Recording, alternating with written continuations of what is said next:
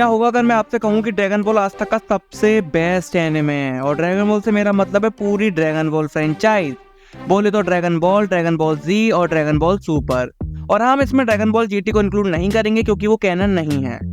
वैसे आप लोगों को लग रहा होगा कि हमने ड्रैगन बॉल को best anime of all time कैसे बता दिया, और इसका आंसर अगर आप टाइटल देखोगे तो उससे आपको समझ आ जाएगा कि ड्रैगन बॉल आज तक का बेस्ट एक्शन एनिमे है। मतलब सबसे अच्छा एक्शन वाला एनिमे अगर एक्शन जॉनरे में रखें तो वो ड्रैगन बॉल है। और ऐसा क्यों है ये आपको हम बताते हैं इस वीडियो में।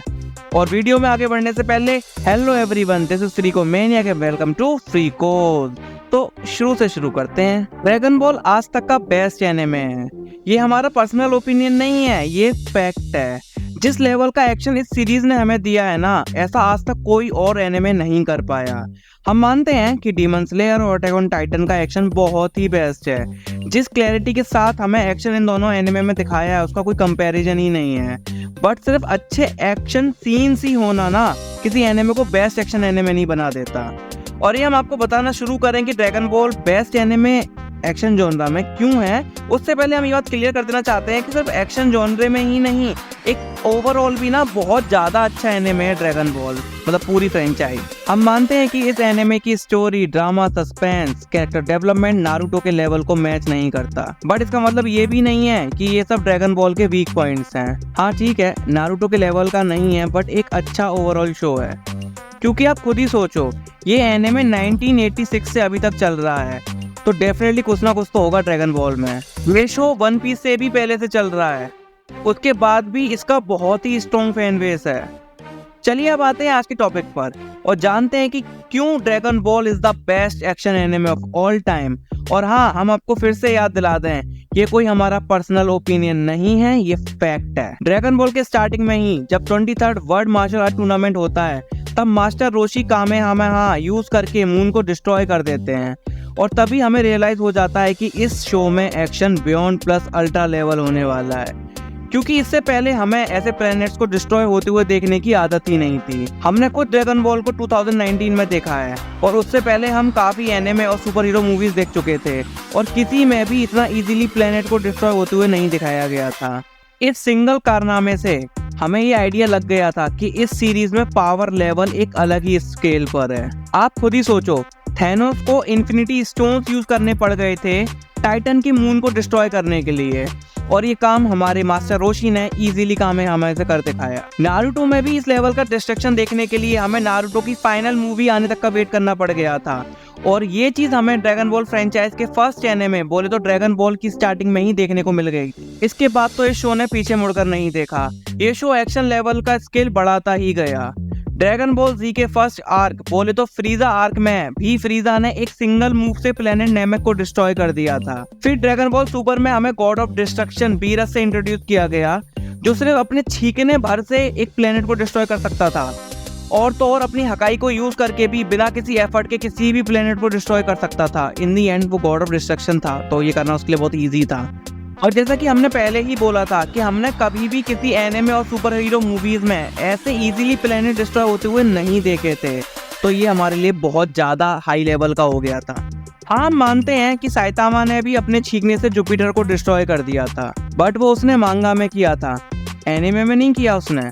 और हम ड्रैगन बॉल के एनिमे को अदर एनिमे या सुपर हीरो मूवीज से कंपेयर कर रहे हैं, किसी मांगा या कॉमिक से नहीं कर रहे हैं। ओके, इस शो के कैरेक्टर्स लाइक गोकू, वेजिटा और गोहान, इनका इतना ज्यादा इंसेनली स्ट्रॉन्ग होना ना सेंस बनाता है।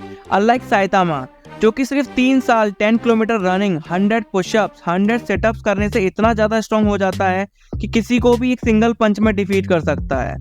ड्रैगन बॉल में गोकू का इतना ज्यादा स्ट्रॉन्ग होना स्टेप बाय स्टेप दिखाया गया है।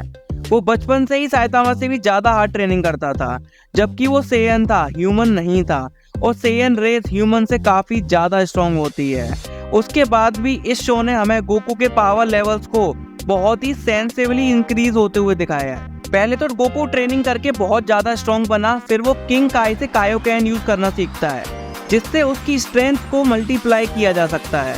और उसके बाद भी वो वेजिटा के सामने वीक पड़ जाता है, और उसको क्रिलिन और याजीरोबो की हेल्प लेनी पड़ती है जस्ट टू डिफीट वेजिटा, जो कि हमें ये दिखाता है कि इतना ज्यादा ट्रेनिंग करने के बाद भी वो कैपेबल नहीं था वेजिटा को हराने के लिए। उसके बाद गोकू जब फ्रीजा से फाइट कर रहा होता है, तब वो पहली बार सुपर सैयन में ट्रांसफॉर्म होता है और उसके बाद भी वो फ्रीजा को मार नहीं पाता।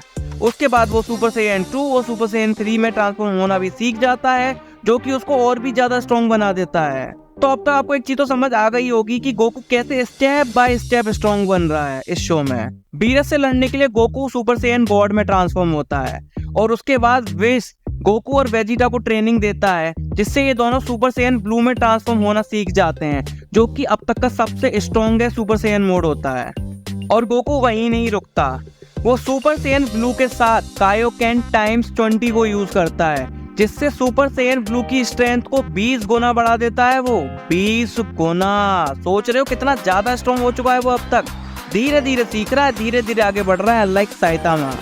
ड्यूरिंग टूर्नामेंट ऑफ पावर जब गोकू और जीरन की फाइट चल रही होती है, तब जीरन गोकू को उसी के स्प्लिट बॉम्ब से हिट कर देता है, जिससे अल्ट्रा इंस्टिंक्ट ट्रिगर हो जाती है और गोकू उसी 48 मिनट्स के टूर्नामेंट में ही उस अल्ट्रा इंस्टिंक्ट को मास्टर भी कर लेता है। और अल्ट्रा इंस्टिंक्ट का मतलब ये है आप उसको हिट भी नहीं कर सकते, उसकी बॉडी अपने आप मूव करती है। और ये आज तक का सबसे स्ट्रॉन्गेस्ट मोड है जो Goku canon Dragon Ball franchise में पहुंचा है। तो अभी तक हमने आपको जो भी एक्सप्लेन किया वो ये प्रूव करता है कि ड्रैगन बॉल के कैरेक्टर्स का इतना ज्यादा इंसेनली स्ट्रॉन्ग होना ना सेंस बनाता है। और अगर आपको लग रहा होगा कि गोकू और वेजिटा ही इसमें सबसे ज्यादा स्ट्रॉन्गेस्ट कैरेक्टर्स हैं, तो ऐसा नहीं है। इसमें ऐसे काफी कैरेक्टर्स हैं जो गोकू और वेजिटा से भी ज्यादा स्ट्रॉन्ग हैं। एक अच्छे एक्शन शो को अच्छा उसकी फाइट्स बनाती हैं।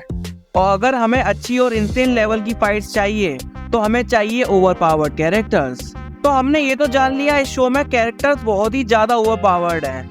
अब बात करते हैं इस शो की बेस्ट फाइट्स की।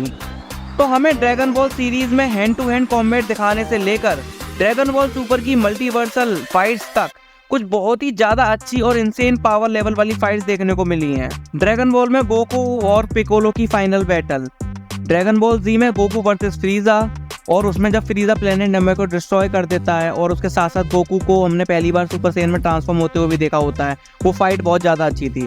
फिर ड्रैगन बॉल जी में सेल आर्क में जब गोहान वर्सेस परफेक्ट सेल की फाइट होती है और गोहान पहली बार सुपर सैयन 2 में ट्रांसफॉर्म होता है, वो भी बहुत ज़्यादा अच्छी बैटल थी। ड्रैगन बॉल जी की फाइनल फाइट जिसमें माजिन वू वर्सेस गोटेंग, माजिन वू वर्सेस गोहान और किड वू वर्सेस गोकू, ये जो फाइनल फाइट थी ना, ये ड्रैगन बॉल जी की सबसे बेस्ट फाइट थी। अब आते हैं ड्रैगन बॉल सुपर पर। इसमें तो मतलब फाइट का लेवल बहुत ही ज्यादा इंसेन हो गया था। सुपर सैयन गोकू का बीरस से लड़ना, जो कि एक गॉड ऑफ डिस्ट्रक्शन था। ड्रैगन बॉल सुपर की final battle aka tournament of power, उसमें गोकू, फ्रीजा, वेजिटा और एंड्रॉइड 17 वर्सेस जीरन। तो ये फाइट तो मल्टीवर्सल लेवल पर हो रही थी भैया। इस फाइट में गोकू अल्ट्रा इंस्टिंक्ट को भी मास्टर कर लेता है। वेजिटा सुपर सैयन ब्लू को नेक्स्ट लेवल पर ही ले जाता है, जो थोड़ा पर्पल सा दिख रहा होता है। वैसे हमारे बेडेस ट्रैश टॉकर फ्रीजा गोकू की हेल्प करता है जीरन को हराने में, और जीरन की तो क्या ही बात करें, ये बंदा तो अपने प्लेनेट का गॉड ऑफ डिस्ट्रक्शन से भी ज्यादा स्ट्रॉन्ग था भाई। तो अगर मैं सम अप करूं तो टूर्नामेंट ऑफ पावर में दिखाई गई फाइट एक कंप्लीट मास्टरपीस है और हमें एनिमे वर्ल्ड की सबसे पावरफुल और बेस्ट फाइट्स दिखाती हैं। वैसे तो हम सिर्फ एनिमे की ही बात करने वाले थे, बट ड्रैगन बॉल फ्रेंचाइज की जो 2 लेटेस्ट मूवीज हैं, ड्रैगन बॉल सुपर ब्रॉली और dragon ball super super hero, इसमें भी इंसेन लेवल की फाइट्स दिखाई गई हैं। ड्रैगन बॉल सुपर ब्रॉली में जब गोजिटा और ब्रॉली लड़ रहे होते हैं, तब वो इतना ज्यादा इंसेन पावर लेवल पर चले जाते हैं लड़ते लड़ते कि वो टाइम एंड स्पेस से ही बाहर चले जाते हैं और वॉइड में पहुंच जाते हैं। और dragon ball super super hero में बीस गोहान वर्सेस सेलमैक बहुत ज्यादा एपिक था।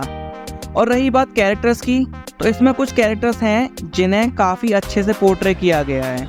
प्रिंस वेजिटा का बैडेस एटीट्यूड और उसकी सैयन प्राइड, बीरस फ्रीजा के कैरेक्टर्स को भी काफ़ी अच्छे से लिखा गया है। वैसे तो कैरेक्टर्स बहुत ही ज़्यादा हैं, हम सारे कैरेक्टर्स को कवर नहीं कर सकते, इसलिए अपने लीड कैरेक्टर गोकू पर आते हैं। ये बंदा इतना पावर का भूखा है, दिखाया गया है कि कुछ वो ही नहीं है, शब्द ही नहीं है, शब्दांजलि नहीं है कोई। इसने शो में कई बार अपने प्लेनेट की जान, मतलब प्लेनेट बोले तो अर्थ की जान को खतरे में डाला है, जस्ट बिकॉज इसको अपनी स्ट्रेंथ को चेक करना था और एक अच्छी फाइट चाहिए थी। अपार्ट फ्रॉम दिस काफी फनी और इनोसेंट कैरेक्टर है गोकू, ठीक है। तो कंक्लूजन पे आए, शो में जिस तरह से हमें इतने ओवर पावर्ड कैरेक्टर्स को अच्छे से दिखाया है, जिस तरह से उनकी स्ट्रेंथ को रीजनेबल बनाया है, फिर इस शो की इंसेन लेवल मतलब इंसेन पावर लेवल फाइट्स और एक डिसेंट स्टोरी इस शो को one of the best anime of all time बना ही देती है। और ये ही है आज तक का best action anime of all time. और ये बात हमारी कोई हमारा ओपिनियन नहीं है, ये फैक्ट है। Just deal with it. अब मिलते हैं नेक्स्ट वीडियो में। टाटा।